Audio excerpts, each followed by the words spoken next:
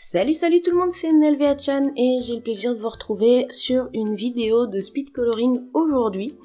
Alors, cette vidéo speed coloring, contrairement à celle que j'ai pu faire avant sur la chaîne, la vidéo complète de la création ne sera pas sur cette chaîne-là, mais sur la chaîne de Crazy Little Craft. D'ailleurs, elle y est déjà. Mais voilà, je voulais pas faire une vidéo là-bas qui faisait 40 minutes, donc j'ai préféré dissocier la mise en couleur et vous la partager ici, comme ça me permet bien de vous retrouver un petit peu sur cette chaîne-là aussi. Donc cette vidéo de mise en couleur, elle est donc au crayon à papier sur un papier gris, pour changer un petit peu, donc c'est un papier Penton gris, donc c'est un papier à fort grammage avec un léger grain, très léger, ce qui rend la mise en couleur au crayon de couleur très agréable dessus. Pour cette mise en couleur, pour cet ensemble de motifs, c'est une composition avec plein de tampons différents, les nouveaux tampons de la marque Crazy Little Craft qui arrivent tout juste là pour l'automne. Et du coup, j'ai réalisé une petite scénette automnale, du coup, avec plein de motifs que j'ai combinés entre eux. Je vais pas commenter toute la vidéo, néanmoins je vais quand même prendre le temps de vous expliquer un petit peu ce que j'ai fait, de la manière dont je l'ai fait. Mes conseils ne sont pas vérité absolue, je suis pas une grande pro de la mise en couleur au crayon de couleur, mais j'essaye. Et ça c'est le point très important, c'est que on n'arrive pas à faire les choses du premier coup correctement. Donc il faut faire plein d'essais, plein de tentatives, ça peut prendre des semaines, des mois, des années en fonction du temps que vous accordez à cette activité de mise en couleur. Et ça c'est valable pour les crayons, mais c'est valable pour n'importe quelle mise en couleur, à savoir ce que j'ai en tête, feutre à alcool, aquarelle, peinture, craie, enfin n'importe quoi en fait. Tout se travaille avec le temps et c'est quelque chose qu'on a tendance un petit peu à oublier quand on regarde les vidéos, parce qu'on dit waouh c'est magnifique. Moi je vois des dessinateurs et dessinatrices qui font des mises en couleur sur plein de techniques différentes. Quand je regarde je suis juste subjuguée parce que c'est magnifique et je me dis oh là là qu'est-ce que j'aimerais faire pareil. Mais pour pouvoir faire pareil, eh bien c'est du temps, de l'entraînement et il faut généralement que ce soit un peu de la passion, parce que si on n'aime pas, généralement on n'y arrive pas bien. Bref, grosse introduction, pendant ce temps la vidéo tourne. Donc pour la mise en couleur au crayon de couleur, il y a plusieurs choses à savoir de ce que j'ai compris, notamment en regardant donc toutes ces personnes qui savent bien faire.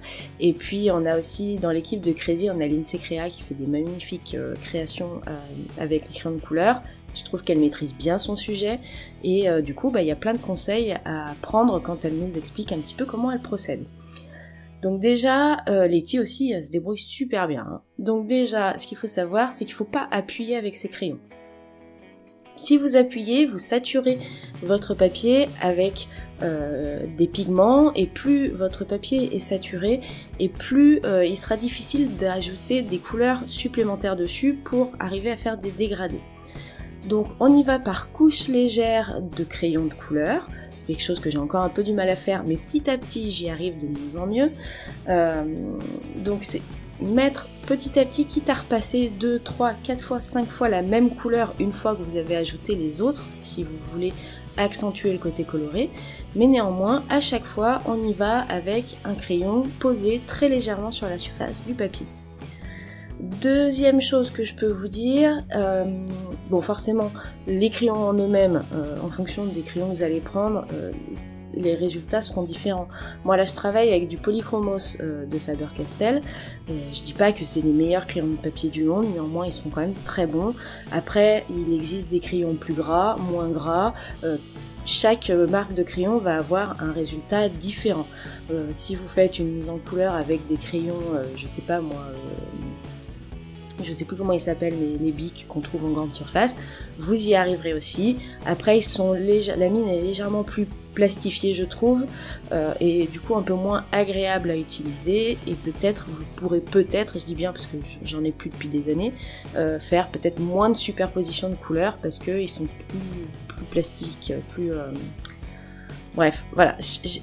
il faut tester différents types de crayons de couleur pour trouver ceux qui vous correspondent le mieux. Moi j'avoue que les polychromos me plaisent beaucoup, en plus il y a une très grande gamme de couleurs, alors j'en ai peut-être une vingtaine de polychromos, entre 20 et 30 polychromos, donc j'ai pas toute la gamme non plus. Mais voilà, ils sont agréables. Par exemple le blanc, il se voit très bien sur le gris. Dans d'autres gammes de crayons, le blanc va peut-être servir à rien, voilà. Autre petit conseil, il faut bien tailler vos crayons. Déjà d'une, parce qu'avec une mine bien taillée, vous pourrez forcément aller plus dans les détails.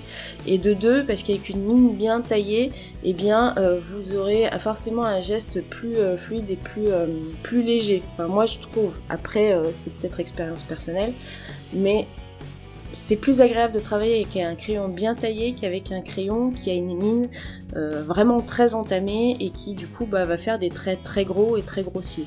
Voilà. Qu'est-ce que je peux vous dire d'autre? Bon, donc, du coup je vous ai dit, il faut superposer les couches au début avec des effets, avec des gestes légers. Alors, d'une, pour pouvoir mettre plusieurs couleurs les unes sur les autres, un peu comme je le fais là sur les feuilles et comme j'ai fait sur les citrouilles, mais aussi parce que plus vous mettrez de couleurs et de traits de crayon les uns sur les autres, et plus vous aurez une impression de fondu, une impression de dégradé qui va se dégager de votre mise en couleur. C'est vrai que sur les feutres à alcool, ça se voit très vite parce qu'on voit vraiment la fusion entre les deux couleurs. Les crayons de couleur, ça marche aussi, sauf que là c'est pas une fusion, c'est simplement qu'avec des couches successives et légères de chaque couleur, eh bien les pigments vont remplir l'espace du papier de façon différente et donc créer un dégradé. Donc c'est pas une fusion de couleurs comme avec les feutres, mais néanmoins on arrive à créer des dégradés comme ça. Donc surtout n'appuyez pas trop sur votre crayon. Qu'est-ce que je pourrais vous dire d'autres du coup, parce que comme je vous ai dit, c'est pas non plus ma technique de prédilection. Ah oui, vous avez vu, c'est vrai que j'aurais dû peut-être vous le dire avant, sur les citrouilles et un peu sur le feuillage, sur certaines feuilles, j'ai parfois utilisé donc sur la citrouille du bleu et parfois du rouge sur le feuillage, enfin du rouge rosé sur le feuillage. Pourquoi? Alors ça, je tiens ça des explications d'Insecrea. Mais que bon, j'avais déjà entendu auparavant, mais bon, c'est vrai que parfois on a un peu la flemme de le faire soi-même. Tout simplement pour marquer des ombres, eh bien le plus efficace c'est encore d'utiliser une couleur complémentaire à la couleur principale de la zone qu'on met en couleur. Donc sur les citrouilles, ma couleur principale dominante c'était du orange. Donc la complémentaire du orange, si on regarde un cercle chromatique, alors techniquement en de vrai c'est le cyan. Mais ça dépend aussi quel cercle chromatique on regarde, mais sinon vous pouvez vous dire voilà du bleu. Donc moi j'ai ajouté du bleu dans mon orange pour marquer les zones d'ombre principalement. Pour le vert, la couleur complémentaire du vert c'est le magenta. Enfin, pour trouver la couleur complémentaire d'une couleur secondaire, donc les couleurs secondaires c'est orange, vert et violet. Pour trouver leur complémentaire, c'est tout simplement la couleur qu'on n'utilise pas pour obtenir la secondaire dans le trio de couleurs primaires. Donc pour le orange on utilise du jaune et du magenta, et bien pour la couleur complémentaire ça va être le cyan.